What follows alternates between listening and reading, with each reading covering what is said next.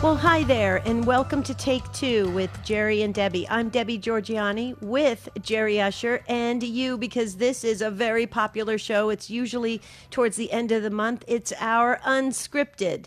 That's where Jerry and I bring absolutely nothing to the table, but you bring everything to the conversation. Anything you want to discuss, now is the time to do it. And we really, what's so nice to see, we really expected a lot of calls today, and a couple calls came in ahead of time. Why, Jerry? Because yesterday we had a show on miracles and angel stories, and folks were left on the line. So we invited them to call back, and we said the least we could do is put you at the front of the line. So Karen in Texas, Linda in Tennessee, Donna in Missouri, Angela in New York. Come on, you guys, call back. We want to hear those stories. And Jerry, hello. We missed you yesterday. It was a great show. Yeah, well, it's good to be back. Thank you so much for holding things down yesterday. And yes, indeed, if you were on yesterday and didn't get on the program, I should say if you were on the line and didn't get on the air, you're welcome to call back. And this is the case with any previous show when we do an unscripted show. If there was an episode with a specific topic, say yesterday or a week ago or a couple months ago,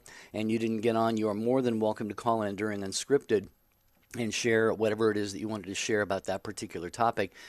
But also just anything that's kind of rolling around inside your head, maybe something in your heart right now that you would like to just bring up and talk about. As Debbie said, we are topicless today. We don't bring any topic on Unscripted. We just simply leave it up to you, the great Take Two family, and you always come through for us. In fact, you've already filled up half of the phone lines for today. That's great. We'll get to those in a moment, but that also means there is a phone line open for you on Unscripted. What would you like to discuss? 833-288-3986. Well, I'm going to discuss the first situation that it should be very quick, because it's just really a statement and asking folks to please be aware of this movie that's coming out this Friday. It's called Tarot. It's rated PG-13. It's a horror film, but it's only rated PG-13. So parents may feel that this tarot card, whatever movie, is okay for their kids to see. It is not. Adam Bly and I are trying hard to get the word out. Please tell your kids and teenagers, preteens, this is not an appropriate movie. It is. Look, the trailer itself is very disturbing, and just to even dabble in something like this, you're opening up the channels for the demons to come in, and they're trying to get to our kids at a lower and lower age to try and impress upon them that to normalize the things of the demonic. Please, folks, it's coming out this weekend on Friday. The movie's called Tarot, and please do something else this weekend. Tell your preteens or something that you're going to go out, I don't know, for a walk or camping or something, normal. But because Tarot is not a good movie to see. And unfortunately, Jerry, there's not that many movies in the theaters. And so when kids want something to do, I would just imagine that parents are saying, okay, I'll look at it. It says PG-13. It must be safe. It's not safe anymore. No, certainly not. Like you said, younger and younger, they're presenting trying to find these inroads into the minds and hearts of our young people. So thanks for that heads up about that, Debbie. Appreciate that.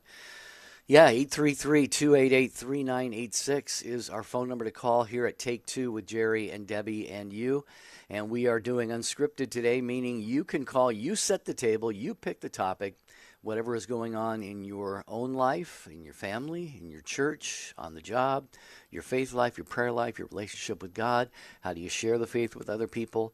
We can talk about just about anything that's going on as long as we know about it. If it was a movie or something. I'm not that huge of a movie buff, so I don't go see a lot of them. But it could be something related to culture. Anything that is on your mind or your heart today. 833-288-EWTN. That's 833-288-3986. And we have Charles Beery at the controls. He's our fine producer. We've got Matt Gabinski. Everybody loves him. He's the call screener. And Michael McCall on social media. So we are waving to you. Jerry and I are on video today. YouTube, Facebook. Hi, you guys. Put in there the things you want to talk about or comments. We love to hear that, and we love to read them and put them into the discussion. There is open phone lines for you right now on Unscripted. That's an unusual position to be in at at the beginning. Oh, no, there goes the lines. 833-288-3986. I told you Unscripted is very popular. We should actually I really think we should do Unscripted once a week. I really do, because everybody loves to like gather up all the information they have or all the comments or questions, and they can wait till like to the end of the week and have an Unscripted. Mm-hmm. Yeah. Yeah. Well, just saying, maybe we should think about it. Yeah. We're having like a team meeting right in the middle of the show. It always works out so good. But that's why you guys like Take Two, because, we're just all journeying together. And this is the platform you love. I was just at the Fishers of Men dinner in Washington, D.C. for Guadalupe Radio Network, Jerry. I was one of the speakers. I felt so honored and privileged and humbled to be there with the Little Sisters of the Poor and Archbishop William E. Laurie. I love saying his name because it's William Edward. That's my dad's name, William Edward. Wow, nice. Yeah. And it was amazing because so many people came up to me and said, "Tell Jerry we're praying for him. We're so excited. He's back in priestly formation, and we love Take Two. We're part of the lunch bunch, Jerry. They're part of the lunch bunch because they're on the East Coast. And Jerry, it was so nice. I felt like we knew each other for years, which we really have been journeying together for almost 9 years.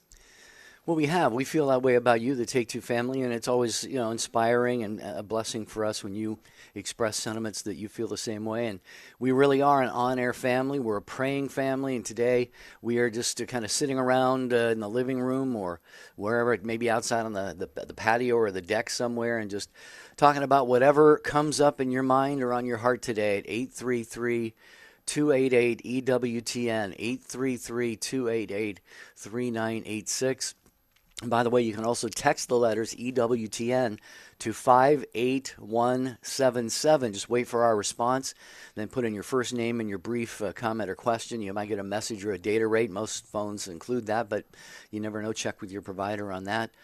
You can also post on the show website, take2show.com. Debbie mentioned the social media. You can post your comments on Facebook or YouTube. Mm-hmm. And email is always available at take2@ewtn.com. I love, and we answer, we read all the emails. We try to answer the emails. Charles Beery helps us out at take2@ewtn.com. Karen from Texas called back. We're so excited. Thank you, Karen. You're going to be first up when we come back from this break. We have full phone lines, Jerry, on our April Unscripted for the final day in April. Wow, this is going to be an exciting conversation because of our Take Two family. So start dialing in. We have like a waiting area, 833-288-3986. This is Father Mitch Pacwa. Do you have questions about church teachings and history? Then join me on Open Line Wednesday, tomorrow afternoon, 3 Eastern on EWTN Radio. This is Life Issues with Brad Mattis, president of Life Issues Institute. The unexpected happened at a Planned Parenthood abortion center in North Carolina. A staffer called 911 to report a 16-year-old girl told them she was being forced to have an unwanted abortion. The staffer said, "Unfortunately, my provider, in other words the abortionist, will not do the procedure if she's being forced." Last year, a bill passed that allows a woman to sue an abortionist who knowingly carries out an abortion against the will of the woman. This was likely the motivating factor for not doing the abortion. But clearly, the Planned Parenthood staffer wasn't happy about it because money was walking out the door. Planned Parenthood's been caught multiple times covering up coerced or forced abortions. This time, the young girl was protected. Follow us on Facebook at Life Issues Institute and stay informed, more informed than you've ever been. EWTN Religious Catalog is your online destination for Catholic books, DVDs, rosaries, and devotionals, and every purchase directly supports EWTN's mission. Buy Catholic. Shop EWTNRC.com today. EWTN.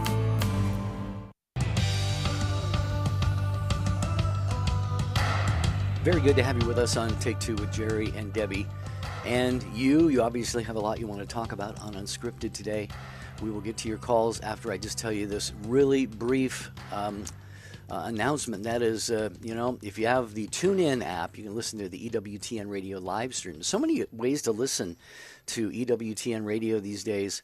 It's beautiful too because you can stream it in your car, in your house, wherever you like to listen. Just go to TuneIn and search EWTN, and then that is, like I say, another one of the ways you can listen to Take Two with Jerry and Debbie and all the EWTN programs. I have a question for you. Is that your Basilica shirt or is that our Take Two shirt? It is neither, actually. Oh, neither. Oh, it looks like the Take Two shirt, I thought. Do you ever wear the Take Two polo shirt? I do, yeah. Mhm. What do they say when you wear it around campus? Oh, they like it. Yeah, they comment on it. Looks very nice. Yeah. Oh, nice. Very nice. That's so cool. Okay, so yesterday, Jerry, we had a fabulous discussion, and everybody was sharing stories about angel encounters or miracle stories. And so many folks, we had about 4 or 5 left on the line when the show ended. I wish we had 2 hours, but we didn't. We had to make room for Dr. Ray. And so Karen called back and from Texas, and she is first up on the EWTN app. Karen, thank you so much for calling back. Please share your story. Hi, I'm Karen, and I wanted to tell you, yesterday was about miracles, and I've been praying for a miracle for my sister-in-law's best friend. They just came down yesterday to visit us for a week, and I've been praying for her all the time. Her friend Tony has had back issues for 20 years. The last 10 years, it's gotten worse. This last year, she's been in the hospital now. Medication is not working. They had to go back in after putting a rod in her spine, go back in. There was so much infection and do that. Nothing has happened. She's been in terrible pain for like 8 or 10 weeks. And I just want a miracle for her. Wow. Do you want to comment first, Jerry? Well, this is a very tough situation. I mean, that sounds like horrible pain. Anything having to do with the back can be really, really tough because it's very often very debilitating. 20 years of doing this, and like you said now, Karen, it looks like a lot of the things that medicine has tried just isn't really working. So we definitely do. Sounds like we do need to really storm heaven and ask God to intervene in a miraculous way here. Absolutely. And Karen, I just wanted to comment. So may I ask if I can, what prayer practices are you relying on for this big miracle that you need for this person?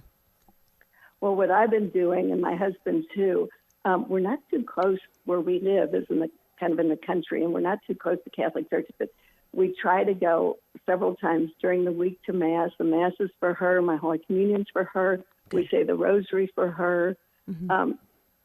We just, at night, I pray for her, and she's on a prayer chain.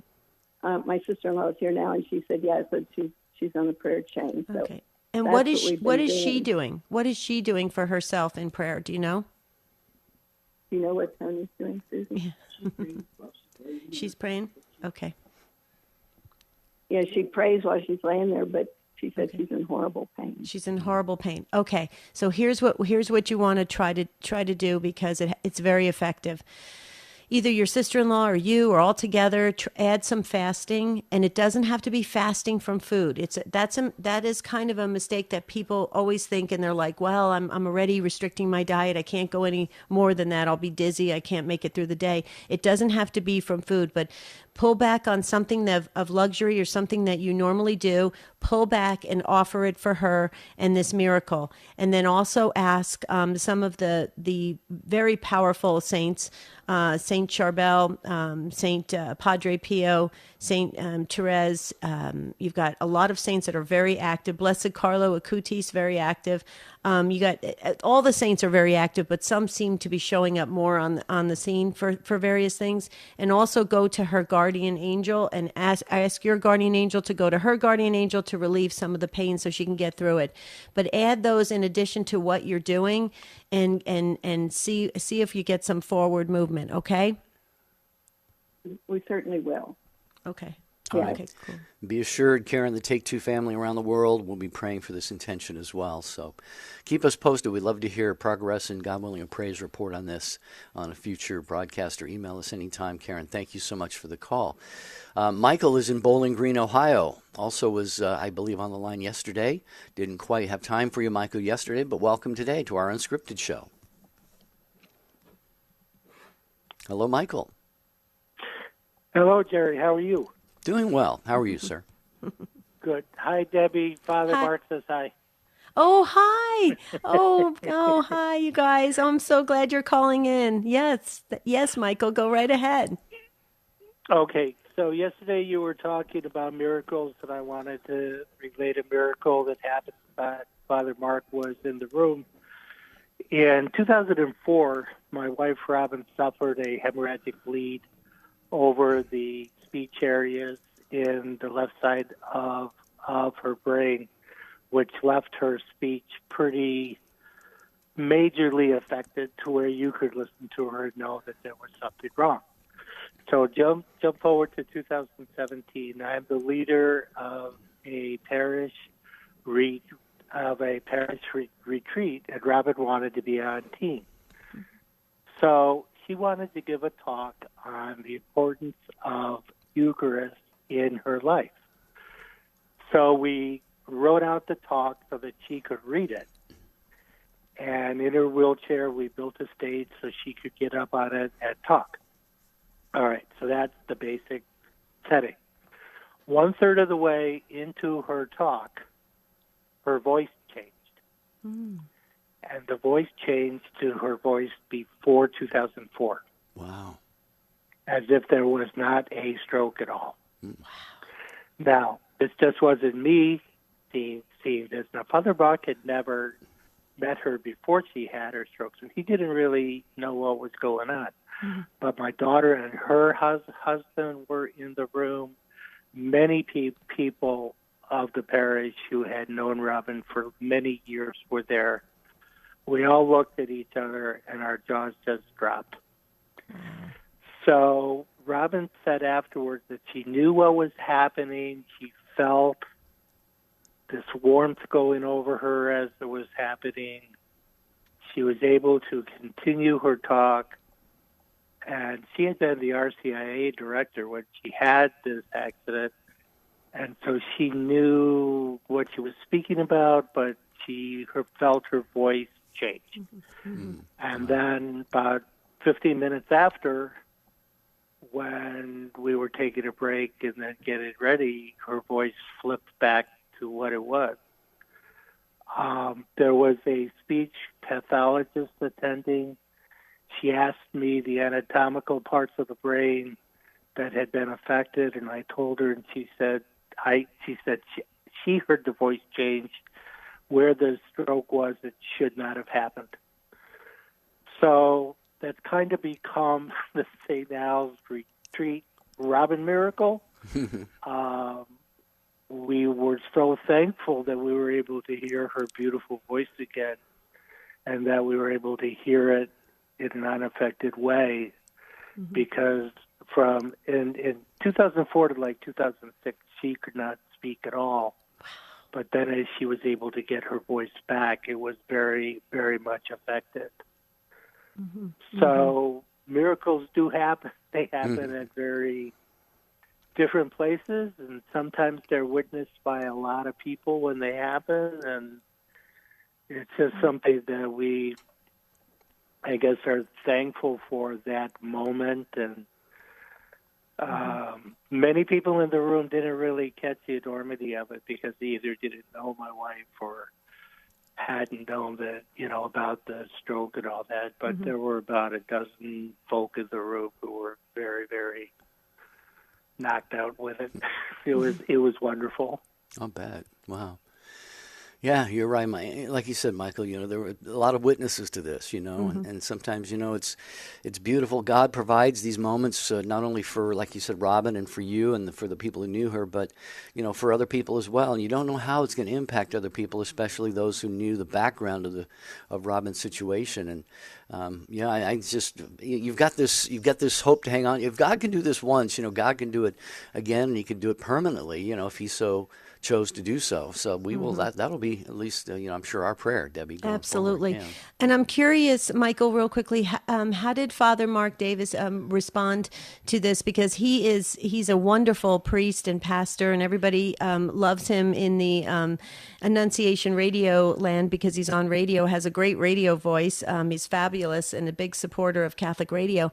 What did he say about all of this? What was his response?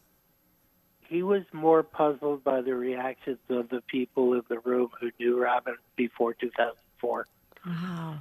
Wow. See, he was of the group that he knew she had a stroke, but he never saw her go through the lack of speech and all the therapy to bring back her voice and everything else. Right. But he saw me knocked out, and he saw my daughter and son-in-law who he married. You know, he saw a lot of people understanding it. Right. And unfortunately, because of our confidential rules of the retreat, we do not record any of the talks. Sure. Wow. So this is all committed to memory and the experience. Wow, Michael.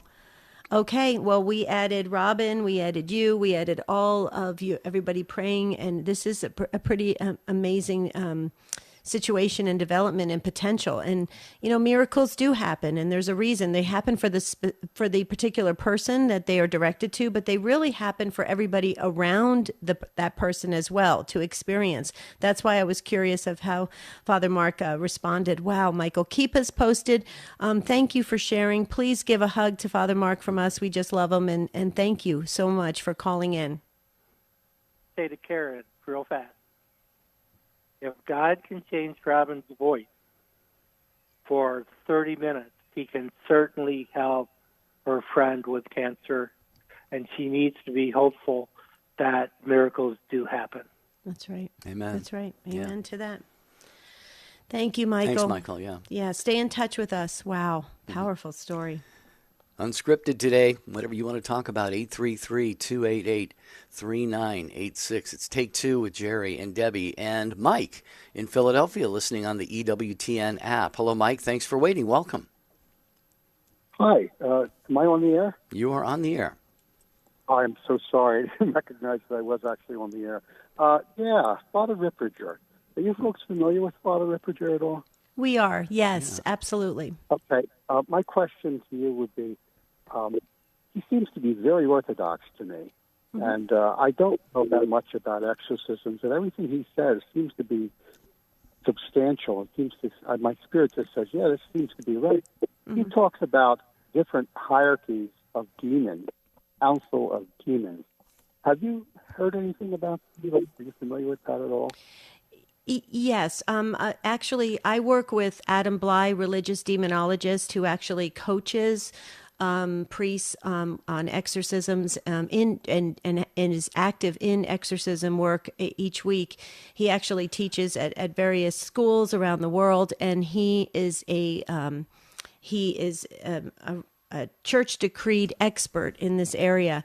So, of course, we hear a lot of the stories from different exorcists around the world, one of them being Father Chad Ripperger. And you're spot on about his orthodoxy and the fact that he is very strict in a lot of his interpretations, and he is very urgent about what is happening, that demonic activity is on the rise. And we certainly agree with that when that's what we're seeing and we have the show The Spirit World on Saturdays, Mike, and it's on here on the EWTN Global Catholic Radio Network, 10 a.m. Central, 11 a.m. Eastern on Saturdays. But as your question, that he talks about specifics of the demons, and also he talks about angels. He talks about how we can conduct ourselves. He talks about prayer. He's written many extensive, very deep, very dense books on these topics. What I would suggest, Mike, is to make sure that if you're interested in this and to find out details, proceed slowly and look at it from the perspective of trying to have it enhance your spiritual life, not to give in to any type of fears or to be governed by this or even addicted to it, because that's not from Adam Bly, who is a religious demonologist. He said, you don't want to be attached to it so much that you have more of your focus on the demons and less on God. So to stay focused on God and to take this information in that Father Chad Ripperger or other exorcists like Father Carlos Martins or Adam Bly being a religious demonologist. He's not an exorcist, but he's a religious demonologist. And other people who have written books and studied, they have very good information to put it all into perspective on what we're dealing with and what we're up against, Mike. So in answer to your question, this kind of information has now recently come out on podcasting and all streaming services. We never used to have this kind of information before, but now we do. So it really should help us build our confidence in our faith walk. I hope that helps, Mike, but that's the best I can offer on that because, everybody kind of looks at it a little bit differently. And so I know that Father Chad is doing a fine job trying to get out there and get information to all of us. Okay, Mike, I hope that helps. And you hear the music. We got to let you go on that. And so I hope you have a beautiful and blessed day. But Jerry, Unscripted is very popular on the last day of April. It is. Vanessa will be next, Ricky after that, and your call at 833-288-3986. The month of April holds special significance for Catholics. It's devoted to Jesus in the Holy Eucharist. During this month, we are invited to reflect on the real presence of Jesus in the Eucharist. St. Padre Pio said, "Always remain close to the Catholic Church, because it alone can give you true peace, since it alone possesses Jesus in the Blessed Sacrament, the true Prince of Peace."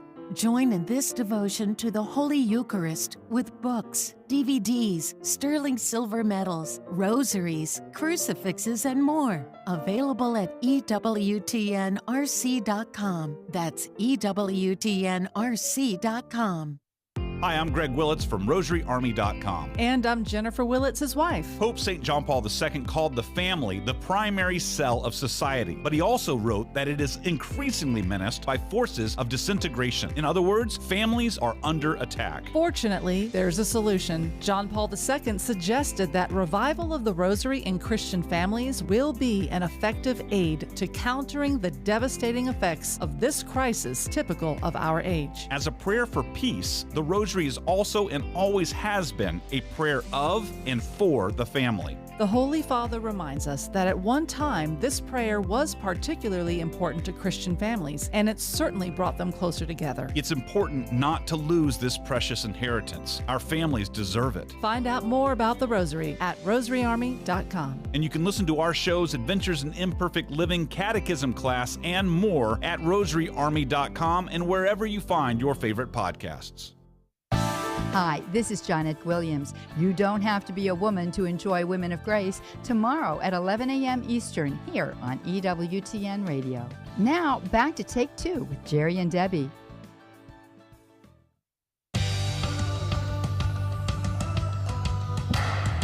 Well, we hope you're enjoying this conversation as much as we are.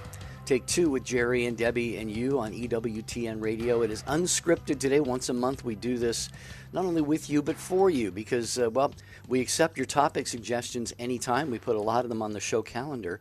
But every month, at right around the end of the month, it is unscripted where it's strictly, whatever you want to bring up. 833-288-3986. All right, Vanessa, thanks for holding. First-time caller in Atlanta, Georgia, listening on iHeartRadio. Hi, Vanessa.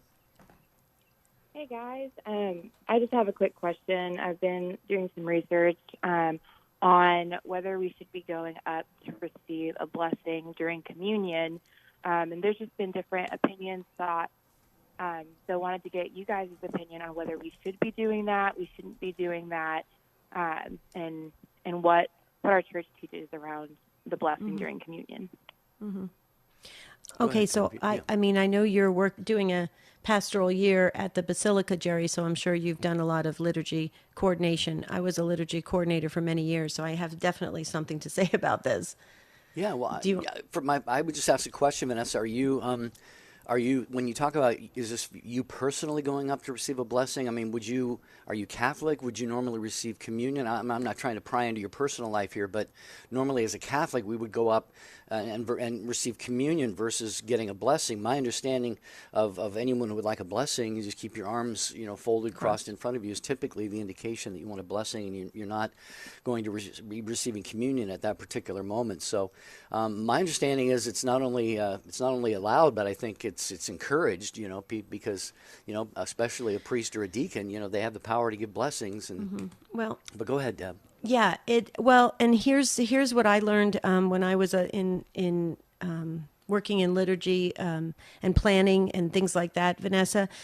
The problem with the blessing of people coming up to on the communion line and crossing their arms over their chest to receive a blessing instead of actually receiving, or they're unable to receive because they're not Catholic, or they are not in a proper state of grace to receive a communion worthily.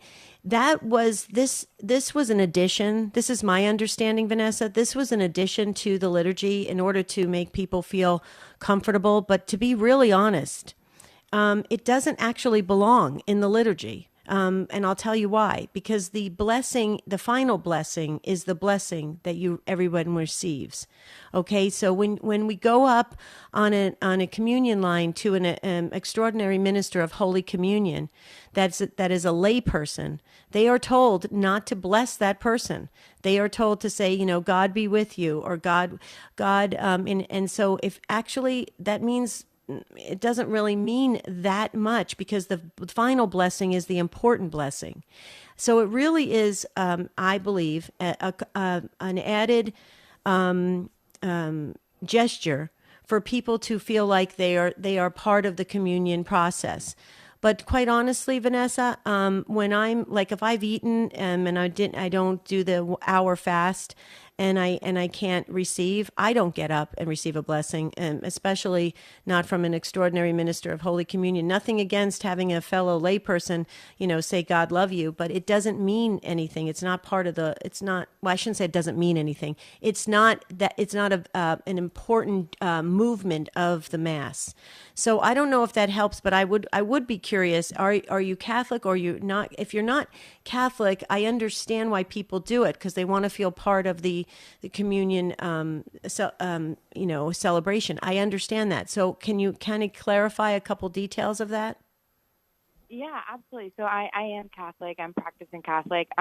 My parent has fallen away from the church and has not gotten his marriage annulled. And so I always encourage him to go up for the blessing, even though he has, he's with his new lady. And so I just don't want to lead him astray. Like, if we're not respecting the sanctity of communion and diluting it, then I don't want to do that. So that's kind of where my question stems from, to make sure that I am encouraging him to do. Okay. Well, here's what I would suggest then. I agree with Jerry completely. If you're going to do it for that reason, and you want to try to encourage him, maybe to move forward and to get his annulment and get in a good place with the church, then have them go up to a deacon or a priest, like actually go to that line. I have nothing against lay extraordinary ministers of Holy Communion. I was one for 20 years. Okay. So, but it's not, just to walk up and get a God love you is not really a blessing. It's a gesture of just saying, peace be with you. Okay. But so have them go up to the line with the priest and the deacon to have it be more effective in that case. What do you say, Vanessa? No, that's awesome. I just want to bring him home, and I want to do it in the right way. So that's helpful. Thank you so much. Oh, you're welcome. Sure. What did you say, Jerry? I hope I didn't disagree with anything you got going on at the Basilica. Actually, I was going to say I learned from your answer. I really did. Thanks. And I actually looked it up on EWTN.com as well. Was I correct? Well, it is. Yeah, it is. I think for the reasons that you stated, it is. I think one of the phrases it used is, there was a document that came out that said it's trending. In a negative sort of way, like it would be discouraged, I think, generally speaking. So, well, the final blessing is the powerful blessing. I mean, that's coming at the end of the Mass, and that is the blessing from the priest himself. That is the powerful blessing.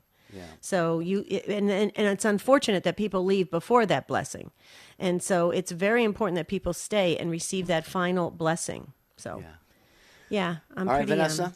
Yeah. Awesome. Thanks, guys. Thanks, Vanessa. Call us anytime. You were a first-time caller, but no longer now. You're part of the family. All All right, Ricky has been waiting patiently as well in Washington, D.C., listening on the Guadalupe Radio Network. Hi, Ricky. Welcome to the program. Hi, good afternoon. Good afternoon. I have 2 points to make, and the first one is I would like to call out the opponents of the pro-life movement, the pro-abortion, because they misrepresent the position of the Catholic Church and conservatives that we do not allow abortion to save the life of a mother. Now, that phraseology or the way it's stated, of course we don't, but through the principle of double effect, which was taught by St. Thomas Aquinas back in the Middle Ages, and it is the position of the Catholic Church today, abortion happens. I won't go through the 4 conditions that the double effect is implemented, but practically speaking, the pregnancy is aborted in the process of trying to save the life of the mother. However, this is not said by the opponents of the pro-life movement. They present us as willing to have the mother die to save the fetus.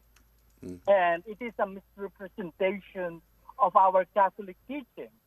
And it is not said enough to sway certain voters, because many Catholic voters have this false tolerance, the idea of making abortion available for others who need it, making it safe, legal, and rare. You know, one may not subscribe to it personally, but having it out there for someone in need.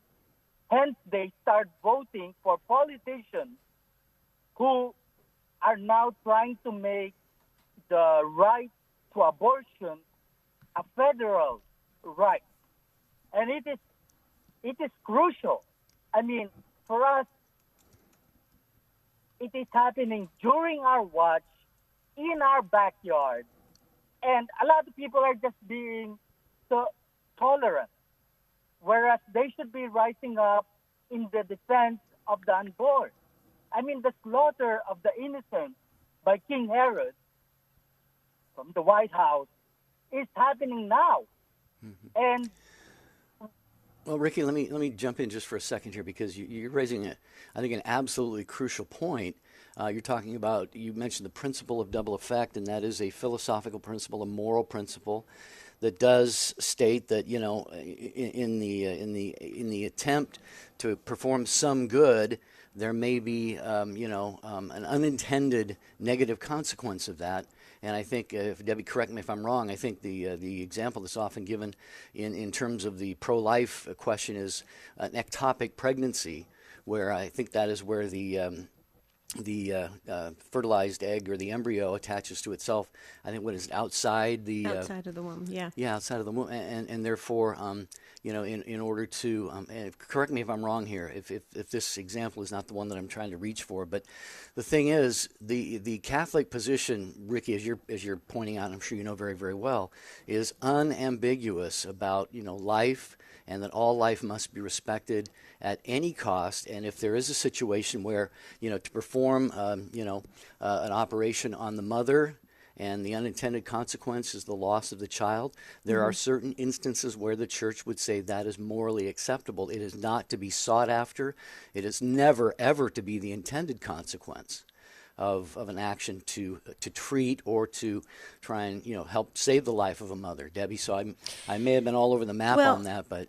Well, and I just want to cover it from but I want to cover it from a little different angle. Ectopic pregnancy is when the baby develops outside of the uterus, and so like in a fallopian tube or something like that, and could risk the life of the mother. But Ricky, I need to share something with you because abortion is abortion, okay? And the church has been very, very clear on abortion, and that when that child is conceived in the womb, that child needs to be protected. And it is a child. And so we know that. We know it's clear. And the church, in its wisdom, knows how to handle different extreme cases. But the media has done a great job at turning this into twisted directions of healthcare and all sorts of things, making it seem like it's just a routine procedure. It is not. It has great effects on not only the baby that is being terminated, but also the mother and the father and future situations and future pregnancies. It goes on and on and on. So the ripple effect is horrible, oftentimes. So, Ricky, we have a problem, okay? But here's the problem. It's not just abortion. We have a disregard for life in general. Okay, euthanasia is on the rise, and all these places are now starting to say, "Let's off the elderly because they're not productive enough in this world." Okay, people with disabilities, let's not give them treatment. People who don't meet the characteristics of weight and height and the gene pool of what they want for the world, let's not give them services. It goes on. And next, what's happening? Another disregard for life is the children. Okay. Minor attracted persons. That's becoming the new wave of people feeling like it's okay for that. It's not. So we're talking across the board, Ricky. We have a problem with respecting life from the womb to the tomb. The church knows it. The church is trying to go out there and do the best we can with the fine folks that are pro-life, that are going out there really trying to communicate. But unfortunately, Ricky, we're in a world that is extremely loud, and it is getting louder by the second. And so I don't know if there's one way to tackle this from a marketing standpoint or how to communicate it in public relations, but I can tell you we have a problem in this world. It's very obvious. So there you go, Ricky. You got me on my soapbox. Any final comments? Yes, I have a second point, but do you have still time for my second point? Actually, Ricky, if you don't mind, maybe calling on our next Unscripted broadcast. We have full phone lines here, and we're coming up on the home stretch of the broadcast for today. So, if you wouldn't mind, taking the opportunity to call on our next Unscripted show, or if you hear us do a topic that's related to whatever your second point is, do feel free to call us back again anytime. But we appreciate you being with us here on this program today very, very much. We're going to get back to your calls. I want to mention, first of all, that Catholic Connection with Teresa Tomeo is weekday mornings at 9 a.m. Eastern Time here on EWTN Radio. Teresa and her guests share their Catholic perspective on the day's news and newsmakers. That's Catholic Connection tomorrow morning, 9 Eastern on EWTN Radio.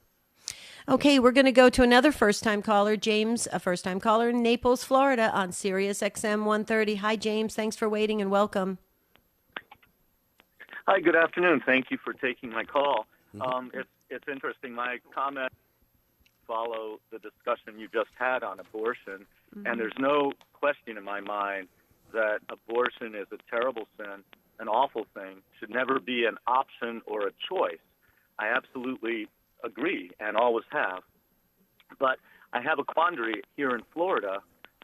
There is an amendment proposed to restore what Roe versus Wade did nationwide here within the state of Florida. And my quandary is this.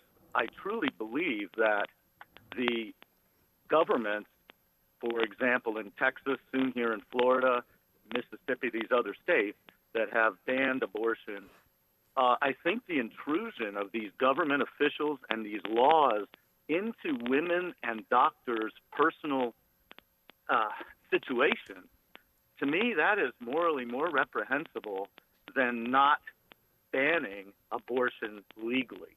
And I hate it's a quandary for me personally because I think of it as I do not want to support abortion. I would never dream of supporting it. On the other hand, I know that desperate people that would get abortions legally or otherwise are in worse danger. And I think it's our job as Catholics and as Christians to convey and give alternatives.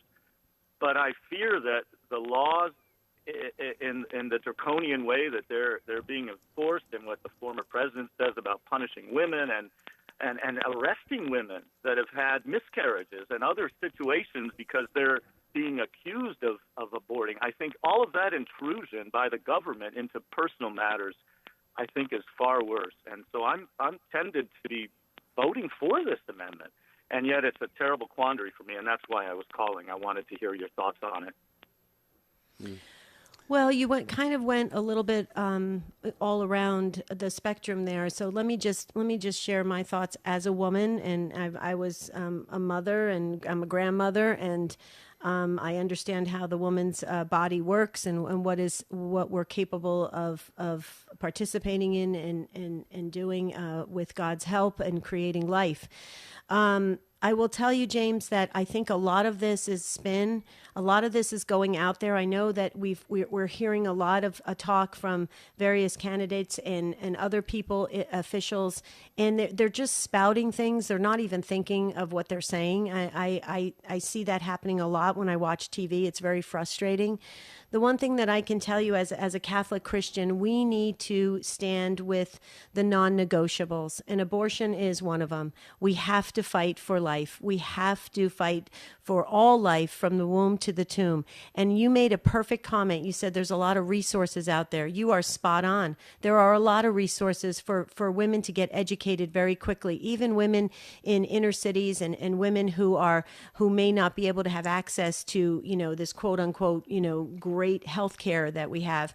But James, the resources are there. These pregnancy centers and Christian organizations, they're out there trying to get the word. Most of them are underfunded. They're not getting supported. They're getting squashed by Planned Parenthood. I can go on and on. We have to get behind what we believe as Catholic Christians. We have to really trust God. We have to really go with what the church teaches. And the church is very clear. The Catholic Church is very clear on abortion. And we fight hard. And we let all the noise go around us, but we stay strong and stay faithful to what is true about what we believe, that it is a baby at conception and that baby must be protected. That baby receives its guardian angel at conception. So think about that for a minute. That guardian angel is already protecting that baby in the womb at conception. We as human beings need to protect that baby. And so I say we do whatever we can to always keep that mindset. Those are my initial thoughts, James, but I'd love to hear what Jerry has to say. Well, I'm curious, James, your thoughts first. I do have a couple things. What are your thoughts first on what Debbie had to share? I think I agree with all of it. I never dispute, never doubted for a moment that these are babies we're talking about. The difference is there is a connection, a medical connection that is unique until a baby is born. And I mean, that's why it's a quandary for me. It's a terrible thing. I don't want abortion, but I don't see abortion ending by passing a law that makes it illegal. I see it going underground and being done in a much worse way because we will not know about the number. We will not see the people. There will be innocent people that aren't committing an abortion that are in trouble. I mean, I've seen news reports on this. I don't think they're fictitious, where a lady in Texas was arrested and she had a miscarriage. They accused her of an abortion. I mean, all of that is just horrible. There's no doubt. And I agree also with the idea that this is becoming such a pro-death kind of society. Mm-hmm. I just think that coming down with the boom of the state interfering in a doctor and a patient, that is to me more concerning. Right. But wait one second, James. Yeah. Here's the problem. It's a money-making machine. There's so much there. The money is flowing so fast in this abortion mill industry, and so honestly, James, maybe you just sparked a thought. I had to jump in. Maybe we should pray for these doctors and these people that are performing these abortions, that they wake up very quickly, because someday they are going to face the Lord, and they're going to be accountable for all of that lost life, all of it. And I can assure you that those guardian angels that didn't get to protect that child in this world are going to be super not happy about it as well, that they didn't get to see this person come to their fullness of life in this world and in the next life. So James, we have a problem. Follow the money, and there's the problem. Jerry, I had to just say that because it's so frustrating for me. Yeah, James, just real quickly, I'm so grateful for your passion, Yes. for the life, for pro life and defending life, and I just think that we as Catholic, the Church is very clear that we have an obligation, a moral responsibility to be involved in the political process. A lot of people would say, that's just imposing your religious beliefs. Well, no, truth is truth, and God hands down truth, and we are supposed to do our best, whatever we can, to try and influence laws in the direction of, especially when it comes to life. And as a seminarian now in the Diocese of Orlando, a few months ago, I went to, as part of a group, seminarians and some others, a lot of people from our diocese went to the state capitol for what they call Catholic Days at the Capitol. And all we did, it was very peaceful. We just got together. We had, some meetings and rallies and so forth. And then we were kind of assigned different, state politicians to go to their offices. Any people of any persuasion or cause are allowed to do, and just let them know that, we are encouraging our state politicians to vote in a certain way. So as far as using the law to try to defend life, I think we have a moral obligation to try to do that. And so I'm just going to leave it at that, because that's about all I have to say. I can't really add anything else to what Debbie said on that, James. But we'll be praying for you, and I know you're a prayerful man, it sounds like. So let's all be praying that God will intervene in the hearts of those of us who vote, those of us who are elected to office, and those who have a grave, as Debbie said, a very, very huge, a grave moral responsibility. We are all going to answer to God, and we're going to answer to God depending on how we vote. If we vote in the right way, that'll be in our favor. So, James, thank you for the call. Appreciate it so much. Yeah. Okay. Yeah. Wow. Powerful calls today. Yep. Where would you like to go for the final call? Let's go to Grace in Bellevue, Ohio, listening on Annunciation Radio. Hi, Grace. We got about 90 seconds. Go ahead. Okay, I'll do my best. It's a pleasure to speak to you both again. Just real quick, I missed yesterday's show. Can you hear me okay? Yep. Yes. Okay. I missed yesterday's show on the miracles, but when I heard that today, back in 2007, my nephew was getting married like 400 and some miles away from us. I was the one who was always responsible for getting my parents where they needed to go. My father was a very difficult man. God bless him and God rest his soul. I wasn't looking forward to the trip. Luckily, things went non-eventful all the way down there. As I'm pulling off the highway to go to our hotel, I started having trouble with the vehicle. Fast forward a couple of days, because I know we don't have much time. Nobody could figure out what was wrong. My husband, who was here at home, just said, do your best, start out, see what can happen, stop, check the brakes, so on and so forth. So that Saturday evening after the wedding reception, I prayed to God, just at least get me to Ohio. I'm in Virginia, right? That Sunday morning, planning on leaving early, it was extremely foggy. We had to leave later. Same prayer. We stopped a couple of times along the way. I had my sister follow. She was not planning on going back. She lived in Bowling Green. They were going to go to Marietta, Ohio. We stopped a couple of times, no problem. So as we get into Ohio, we stop at the first exit, and I tell my sister, look, everything's fine. You guys do what you need to do in Marietta. We'll go. I'll take Mom and Dad home. We'll be fine. Real quick, I try Grace. to pull away, and the vehicle will not move. Long story short, we get back home through tow truck, tows the whole works. When the service guy called to see what was happening, and I told him, he said, you shouldn't have been able to drive it. From what you're telling me, it was your transmission. He calls me back later, and he said, I don't know how you got to Ohio. You should not have been able to. I said, Grace. Dave, let me tell you my prayer. Yeah, well, thank you. That's a great note to end the show on today, Grace. That's a very uplifting and inspiring account of intervention of God. Thank you so much, Grace, for that. Karen and Lewis and all of the others, we are not going to get to you today. Thank you, affiliates, for carrying the program. Thank you, show team. I'm Jerry. She is Debbie. Have a beautiful and blessed day. Are you facing a crisis in life? Are you feeling stuck?